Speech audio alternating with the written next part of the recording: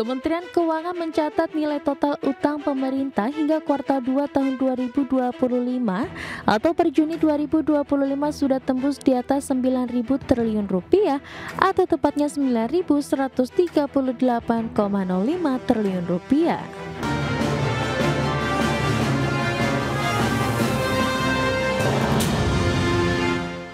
Ya, pemirsa, nilai utang pemerintah hingga kuartal 2 tahun 2025 sudah menembus lebih dari 9.000 triliun rupiah dan rasio utang tembus hampir menyentuh 40%. Dan meski demikian, pemerintah masih optimis rasio utang tersebut masih aman dan ekonomi masih bisa tumbuh positif.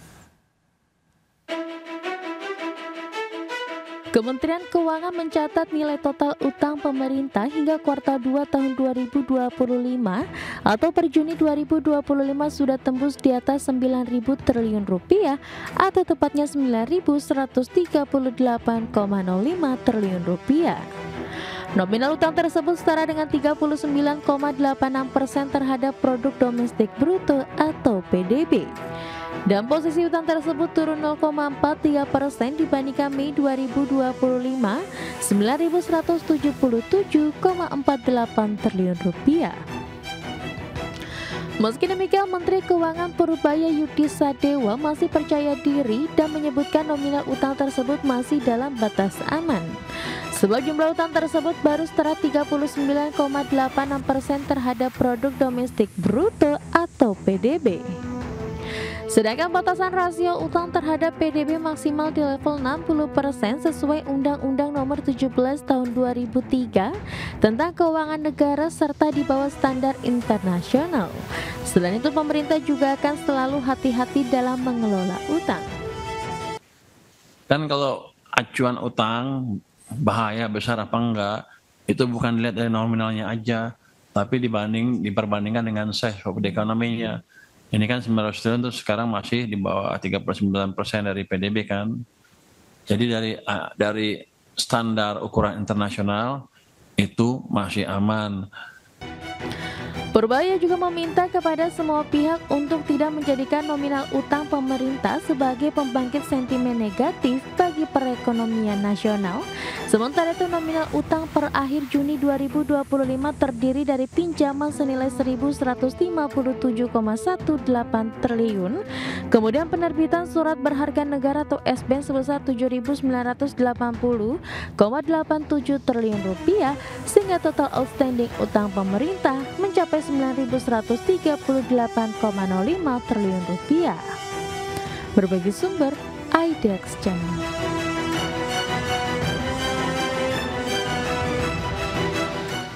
Ya, pemirsa, untuk membahas tema kita kali ini, utang tembus 9.000 triliun rupiah, pemerintah yakin ekonomi tetap tumbuh. Kita sudah tersambung melalui Zoom bersama dengan Mas Arief Roman Said Putra, Ketua HIPMI Tech Center, dan juga Mas Denny Iwarta Junifta, peneliti Indef. Langsung saja kita sapa ini. Ya, halo Mas Arief, apa kabar?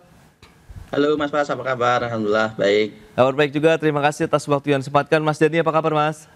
Baik, alhamdulillah, sehat-sehat selalu. Baik, terima kasih juga atas waktu yang disempatkan. Ini menarik kalau kita cermati utang pemerintah begitu, 9.000 triliun lebih begitu ya. Meskipun ya ini kalau misalnya tadi Pak Purbaya bilang masih dalam batas aman begitu, nyaris memang 40% terhadap PDB. Tapi review Anda terlebih dahulu nih Mas Denny dari sisi ekonom, melihat bagaimana sih kondisi ekonomi kita dengan beragam stimulus yang sudah kita tahu begitu banyak sekali diluncurkan oleh pemerintah hingga saat ini begitu, Mas Denny.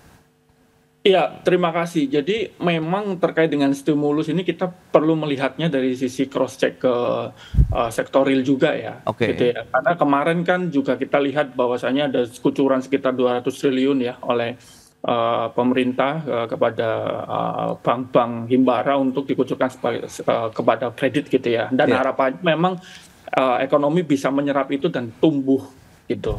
Nah, cuman persoalannya kita melihat bahwasanya memang di satu sisi per triwulan 2 lalu ya, pertumbuhan kredit itu tumbuh memang sekitar 7%. Cuman di sisi lain ya, kalau kita lihat terjadi pagu kredit yang menganggur gitu ya, atau undisbursed loan ya, itu bahkan sekitar 20% terhadap pagunya, itu sekitar 2.000-an triliun gitu. Nah, itu yang kemudian kita perlu membacanya bahwasanya stimulus ini belum optimal ditangkap ya oleh sektor real gitu ya. Karena begini ya, persoalannya adalah ketika sektor real ini belum tumbuh optimal, permintaan belum naik, dikucurun kredit gitu ya, itu yang kemudian menyebabkan pertama dari sisi industri tentu akan menyebabkan bebannya tentu akan meningkat. Itu yang pertama. Dari sisi perbankan gitu ya, sebagai pengucur kredit gitu ya, itu dikhawatirkan akan terjadi penyaluran yang sebenarnya tidak prudent, tidak hati-hati. Nah, ini juga menjadi risiko. Nah, kalau misalkan kita lihat memang pertumbuhan ekonomi belum perlu keluar ya data di triwulan terbaru ini ya, kita perlu melihat itu. Tapi dari sisi undisbursal yang terbesar memang ada di sisi industri gitu ya. Sektor industri itu artinya bahwasanya memang sepertinya belum tertangkap dengan baik oleh industri, dan juga industri sebenarnya ya terjadi pelemahan ya, masih perlu melihat kondisi ke depan seperti apa, seperti itu. Baik Mas Denny. Nah, dari sisi HIPMI sendiri, Mas Arief, Anda melihat bagaimana begitu? Kalau melihat kondisi saat ini, kemudian kita tahu dengan jumlah utang yang cukup besar ini, sementara masih dalam batas hampir 40% terhadap PDB, menurut Anda ini cukup nyaman begitu dari dunia usaha atau bagaimana melihatnya?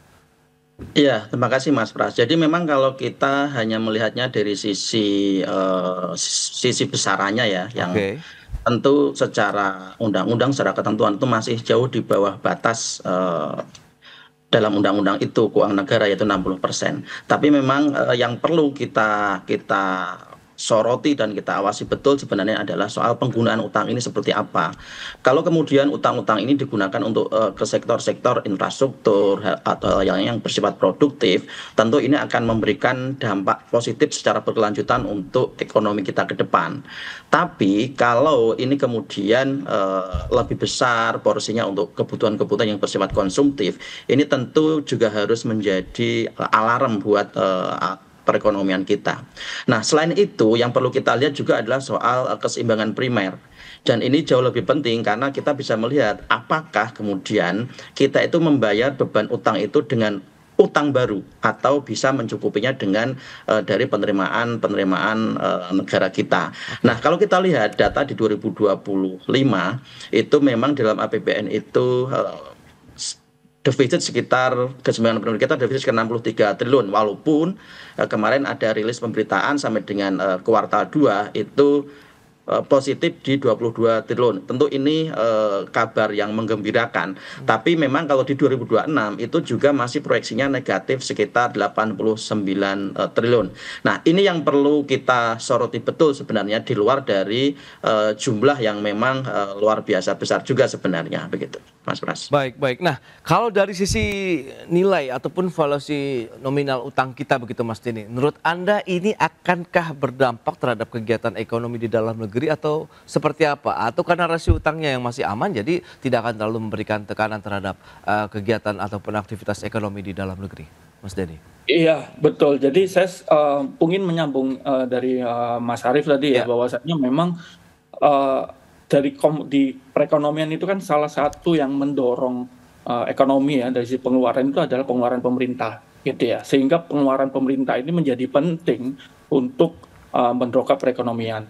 Nah, sehingga utang yang kemudian disalurkan idealnya memang diarahkan untuk ke situ. Gitu ya, itu yang pertama. Nah, terkait risiko memang saya sepakat juga ya bahwasanya kita perlu melihatnya ini secara luas dengan berbagai indikator penting. Karena kalau kita tarik secara latar belakang indikator 60% itu sebenarnya adalah benchmarking yang kemudian terjadi di Uni Eropa ya, ketika dulu terjadi penggabungan menjadi Uni Eropa gitu ya, makanya perlu kemudian 60%.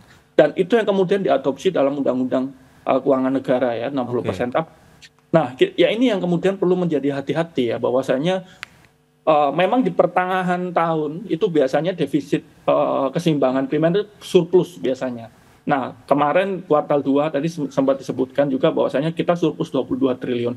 Tapi jangan lupa bahwasanya tahun lalu kita itu surplusnya sekitar 160-an triliun. Artinya keseimbangan primer kita ini benar-benar merosot gitu ya di pertengahan tahun gitu sekitar hampir 86% gitu ya. Itu menyebabkan itu yang kemudian menjadi tanda juga bahwasanya biaya kita sehari-hari gitu ya, uang kita sehari-hari itu habis gitu ya, semakin habis untuk pembayaran utang.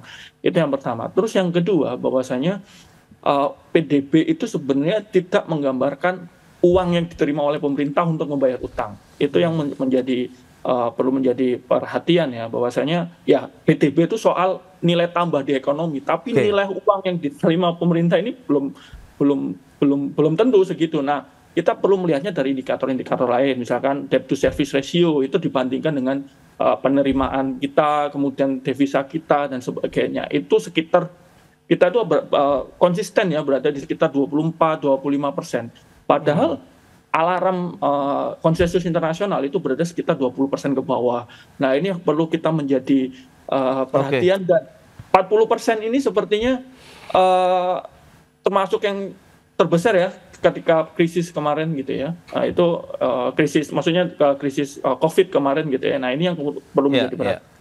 Itu dia terkait dengan rasio utang terhadap PDB. Kemudian bagaimana dengan penerimaan negara, kita akan bahas nanti di segmen berikutnya. Kita akan jeda sebentar ya Mas Arief dan juga Mas Denny. Dan pemirsa, kami akan segera kembali sesaat lagi.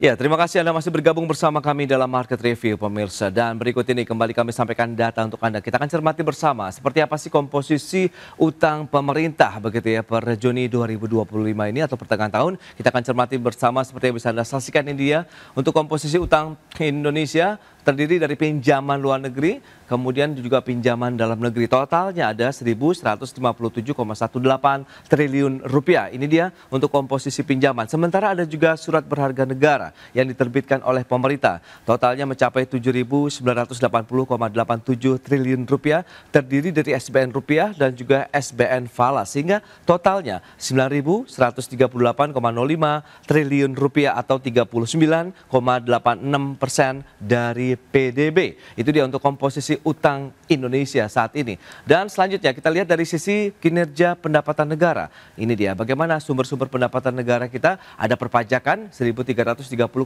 triliun atau 55,7% dari outlook di tahun 2025 ini. Ini adalah data per 31 Agustus 2025 di mana perpajakan terdiri dari pajak dan juga bea cukai. Kemudian ada penerimaan negara bukan pajak 306,8 triliun atau 64,3%. Sehingga total dari sisi pendapatan negara mencapai 1.638,7 triliun rupiah atau 57,2% dari outlook di tahun 2025 ini.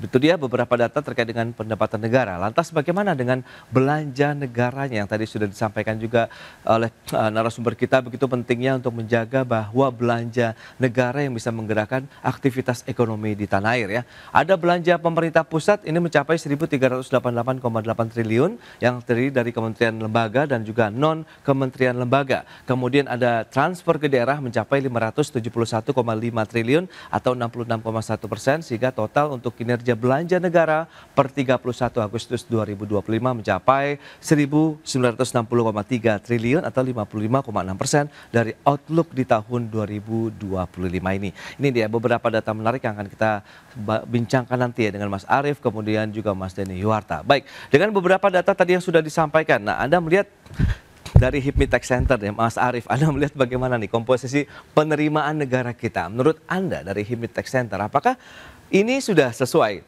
ya target begitu, sesuai konsensus teman-teman pelaku usaha begitu yang memang berkecimpung dalam sektor perpajakan kita begitu Mas Arief? Ya, baik, makasih Mas Pras.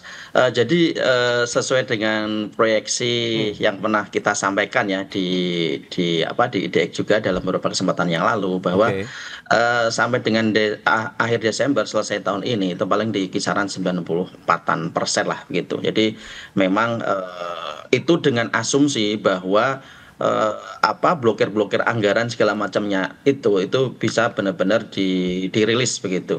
Karena sebagaimana tadi disampaikan oleh Mas Denny bahwa government expenditure itu memegang peranan penting dalam proses pertumbuhan penerimaan perpajakan kita, pertumbuhan ekonomi kita gitu. Jadi itu asumsi-asumsi yang kami bangun untuk kemudian menghitung sampai dengan akhir tahun di 2025 ini. Nah, bagaimana dengan kinerja Kortek ya yang sampai saat ini memang sebenarnya menjadi harapan betul ketika Kortek betul-betul ideal bisa berfungsi. Tapi dalam kenyataannya ini kan masih masih jauh dari harapan sekalipun itu sudah diberlakukan dan juga bisa diimplementasikan. Namun untuk bisa kemudian membantu secara optimal penerimaan negara itu memang masih belum begitu begitu menggembirakan begitu untuk fungsi daripada Kortek ini. Nah, bagaimana dengan 2026? Jadi kalau kita melihat ketika nanti Kortek bisa difungsikan dengan baik, kemudian pertumbuhan ekonomi memang tadi disampaikan sudah dengan adanya Purbaya efek ini cukup baik dampaknya. Namun kami melihat Mas, ini baru dampak psikologis sebenarnya, belum sampai tadi seperti disampaikan oleh Mas Denny sampai ke dalam sektor-sektor real yang memang bisa menjadi indikator fundamental perekonomian kita, begitu Mas Pras. Oke, nah ini dia. Memang kalau kita lihat sentimen positif yang tengah dibangun juga oleh pemerintah. Mas Denny, Anda melihat bagaimana dengan komposisi bagaimana pinjaman ataupun komposisi utang Indonesia saat ini? Dari sisi pinjaman tadi ada SBN yang lebih mendominasi 7.900-an triliun dibandingkan dengan pinjaman baik yang luar negeri maupun dalam negeri, totalnya tadi di 1.157 triliun, Mas Denny. Ya, baik, terima kasih. Jadi memang ini memang di satu sisi kita perlu akui bahwasanya terjadi reform ya terkait dengan pembiayaan di Indonesia ya. Kalau dulu memang pembiayaan bilateral, multilateral itu mendominasi gitu ya. Nah, sekarang pembiayaan yang bersifat SBN atau pasar ya, basis pasar itu mendominasi gitu ya. Ini yang sebenarnya reform yang cukup baiknya. Cuman persoalannya adalah yang pertama, itu kita perlu melihatnya dari sisi kedalaman pasar keuangan kita juga gitu ya. Nah, ketika pasar kita tidak dalam gitu ya, sehingga dana di pasar itu sangat terbatas. Karena dana yang terbatas itu yang kemudian menyebabkan saling rebut dana publik, Mas Jana. Apa kemudian kaitannya dengan utang? Nah, karena utang ini berbasis pasar gitu ya, ini yang kemudian menyebabkan gejolak-gejolak yang terjadi itu akan menyebabkan pada tingkat bunga suku bunga utang gitu ya. Nah, kita bisa melihat suku bunga utang kita relatif lebih tinggi ya dibandingkan dengan negara peers country gitu ya, dengan ASEAN gitu ya. Kita sekitar berkisar sekitar 6% gitu ya. Kita bisa melihat Vietnam sekitar 2%, Malaysia 3%, dan Vietnam bahkan Thailand itu bahkan sekitar 2,6%. Nah, itu yang kemudian begini, jadi karena dana publik itu terbatas gitu ya, maka ketika kita belanja kita ditingkatkan gitu ya di tengah postur tadi penerimaan. Nah, penerimaan itu juga kita melihat bahkan menurun gitu ya sekitar 5% dibandingkan periode yang sama pada tahun lalu lah. Akibatnya apa? Pemerintah juga berebut dana publik sehingga untuk dana publik ini bisa keserap di utang gitu ya, maka ditingkatkanlah gitu ya suku bunganya gitu ya. Nah, ini yang kemudian resiko lain yang kemudian menjadi persoalan yang perlu kemudian dihitung kehati-hatian. Mungkin itu. Baik, itu dia untuk realisasi pendapatan negara, di mana memang kalau kita lihat sudah mencapai 1.638,7 triliun ini ya kalau kita bicara mengenai data per 31 Agustus. Apakah ini akan berkorelasi nanti dari sisi kemampuan Indonesia untuk membayar utang? Kita akan bahas nanti di segmen berikutnya. Kita akan jeda kembali sebentar. Mas Arief dan juga Mas Denny, dan pemirsa tetaplah bersama kami. Ya, Anda masih bergabung bersama kami dalam Market Review, pemirsa. Kita lanjutkan kembali perbincangan bersama dengan Mas Arief Romansyah Putra, Ketua HIPMI Tech Center, dan juga Mas Denny Yuwarta Junifta, peneliti Indef. Nah, dengan beberapa informasi tadi dari sisi HIPMI Tech Center dengan kondisi penerimaan negara saat ini, kemudian Anda melihat bagaimana akhirnya melihat likuiditas keuangan negara, kemudian dari sisi kemampuan pemerintah juga untuk bisa membayar hutang-hutang yang dimiliki sampai saat ini. Ya, baik, terima kasih Mas Pras. Jadi kalau kita melihat bagaimana kondisi penerimaan negara kita, tentu ini sangat berpengaruh ya terhadap ruang fiskal dari negeri kita. Jadi kalau kita kemarin ada pemberitaan bahwa Pak Purbaya, Pak Menteri Keuangan digeruduk oleh 18 gubernur. Kemudian beliau menjawab, nanti kalau perpajakan kita penerimaannya baik, tercapai, bagus, nanti akan dikembalikan. Nah, tentu ini penerimaan negara ini sangat-sangat berpengaruh ya terhadap ruang fiskal kita dan kemudian nanti juga transfer ke daerah. Nah, ini ingin memberikan masukan ya, bagaimana kemudian pemerintah harus mengoptimalkan penerimaan negara ini dan dikonversi menjadi pendapatan negara. Jadi pemerintah harus betul-betul mau merangkul seluruh stakeholder. Jadi tidak bisa bekerja sendirian dalam ini, apalagi kalau kita bicara Direktorat Jenderal Pajak ya, yang hanya selevel Dirjen, itu mau menanggung, memikul beban ini sendirian. Jadi kalau bicaranya adalah pendekatan, Direktorat Jenderal Pajak harus menggandeng asosiasi pengusaha, kemudian juga akademisi untuk bagaimana membangun kesadaran kolektif tentang pentingnya kepatuhan terhadap perpajakan kita. Kemudian kalau mau menggunakan pendekatan-pendekatan yang bersifat kekuasaan, tentu ini tidak bisa pemerintah selevel Dirjen, kemudian juga paling tinggi kementerian untuk bisa bagaimana mengajak kementerian yang lain bahu-membau, bagaimana memungut, memotong perpajakannya, bagaimana membangun kesadaran untuk membantu meningkatkan penerimaan negara kita. Tentunya akan menjadi sebuah langkah yang tentu akan bisa secara signifikan meningkatkan penerimaan negara kita. Kalau dilakukan masih dengan dengan sendiri-sendiri ya, ya akan selalu seperti ini kondisi penerimaan negara kita, begitu Mas Bras. Baik, sinergitas antar kementerian lembaga begitu ya untuk bisa meningkatkan dari sisi pendapatan ataupun perpajakan di masyarakat sendiri. Betul, dan juga menggandeng asosiasi seperti Kadin, HIPMI dan segala macamnya untuk membangun kesadaran kolektif.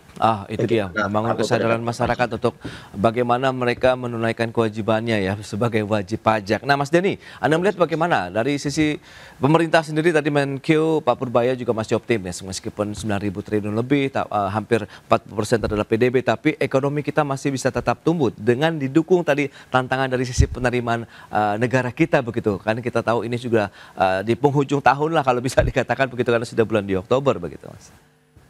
Iya, jadi memang kalau kita lihat postur memang periode tahun ini sepertinya relatif lebih rendah ya dibandingkan dengan periode yang sama tahun yang lalu ya. Misalkan penerimaan kita itu bahkan sekitar 7,8% ya, lebih rendah ya, naik turun ya 7,8% dibandingkan dengan periode yang sama tahun lalu. Penyebabnya adalah pertama pajak kita itu juga tumbuh negatif gitu ya, sekitar 5%. Bahkan PNBP kita itu tumbuh negatif, turun ya, negatif sekitar 20-an% gitu dibandingkan periode yang sama tahun yang lalu. Nah, ini yang kemudian menyebabkan outlook penerimaan kita gitu ya. Karena kan sebenarnya utang itu kan mestinya ditarik berdasarkan outlook penerimaan gitu ya. Nah, kita melihat sebenarnya pada tahun ini itu kita ada rasio, kita bayar bunga utang saja itu sekitar, kalau tidak salah sekitar 500-an triliun gitu ya. Bahkan pajak, bahkan untuk jatuh tempo itu ada sekitar, ya kita stagnan lah sekitar 800-an triliun, itu jumlah cukup besar. Nah memang biasanya ada mekanisme refinancing biasanya kalau misalnya jatuh tempo kemudian refinancing lagi, itu biasanya seperti itu, sehingga bisa ditekan tuh tadi rasionya jadi 40% turun ke bawah. Nah cuman persoalannya itu adalah beban utang pada periode-periode berikutnya kemudian meningkat. Nah ini yang kemudian mestinya peningkatan agresivitas terkait dengan belanja, juga dengan utang dan termasuk upaya-upaya refinancing itu tadi, idealnya memang diikutin dengan penerimaan pajak yang mumpuni gitu ya. Kalau kita melihat periode yang tahun ini gitu ya, periode kuartal 3 ini sepertinya belum menunjukkan hal tersebut, sehingga perlu berbagai upaya yang cukup besar ya. Misalkan tadi saya sepakat dengan bagaimana kemudian Pak Purbaya itu dengan berkomitmen untuk menarik pengemplang pajak besar gitu ya, untuk ditarik. Nah, cuman memang kita perlu diikuti dengan berbagai hal ya, misalkan tadi Cortex yang kemudian mumpuni gitu ya, dapat menyerap itu. Kemudian yang kedua terkait dengan integritas pakai pajak. Nah ini yang perlu dikuatkan gitu ya, karena memang Ditjen Pajak ini menjadi tonggak utama ya untuk penaikan pajak. Dan saya sepakat dengan Pak Arief tadi bahwasanya memang seluruh stakeholder ini berperan penting, karena PNBP misalkan PNBP itu turun 20%, itu PNBP itu tidak hanya di Kementerian Keuangan gitu ya, ada di Kementerian KKP, bahkan ada di Polri juga, ada di kementerian-kementerian lain gitu ya, yang tidak hanya di Kemenku. Yang ini kemudian perlu untuk berbagai sinergi ya untuk meningkatkan penerimaan tersebut. Baik, terakhir Mas Arief, Anda melihat bagaimana proyeksi untuk tahun 2025 untuk dari sisi penerimaan negara dengan jumlah utang tadi 9.000-an triliun begitu, Anda melihat tadi upaya untuk mengejar pengembang pajak ini apakah bisa menjadi solusi yang solutif paling tidak di tahun ini? Ya, itu memang menjadi salah satu upaya yang tepat dan populis menurut saya, Mas Pras, dengan tidak ada kenaikan terhadap tarif, tapi fokus pada penegakan hukum. Jadi memang sebenarnya ruang untuk peningkatan penerimaan negara kita itu sebenarnya masih sangat luas sekali dalam berbagai kesempatan. Tapi memang saya sampaikan tantangannya adalah ketika wajib pajak yang besar itu punya segala sumber daya untuk bagaimana melakukan perlawanan terhadap proses pemungutan ya, dengan upaya-upaya melihat aturan-aturannya, celah-celah aturan dan segala macamnya. Maka memang ada tantangan tersendiri. Jadi kalau misalkan memang mau mengejar pengembang pajak besar, selain dilakukan dengan penegakan hukum, tentu juga dengan pendekatan kemanusiaan, pendekatan kecintaan kita terhadap NKRI. Karena itu beberapa kali dulu ketika kita masih ada di dalam ya, masih di Direktorat Pajak, itu cukup efektif ketika sentimen kecintaan terhadap NKRI ini lebih dikedepankan dibanding dengan kamu salah dan kamu harus membayar pajak sekian, dibanding dengan ketika kita bicara soal kontribusi kecintaan terhadap NKRI. Makanya ini isu-isu seperti ini perlu dikembangkan dan selain dari sisi penegakan hukumnya juga dari sisi pendekatan kemanusiaannya, seperti itu, Mas Pras. Oke, itu dia, tetap sambil penegakan hukum tapi bagaimana kita membangun lagi kecintaan terhadap Indonesia sehingga muncul ataupun tumbuh kesadaran masyarakat kita untuk membayar pajak di sana begitu ya. Baik, Mas Arief, Mas Denny, terima kasih banyak atas informasi, update dan juga insight yang sudah disampaikan kepada pemirsa hari ini. Selamat melanjutkan aktivitas Anda kembali, salam sehat. Sampai berjumpa kembali Mas Arief, Mas Denny, terima kasih.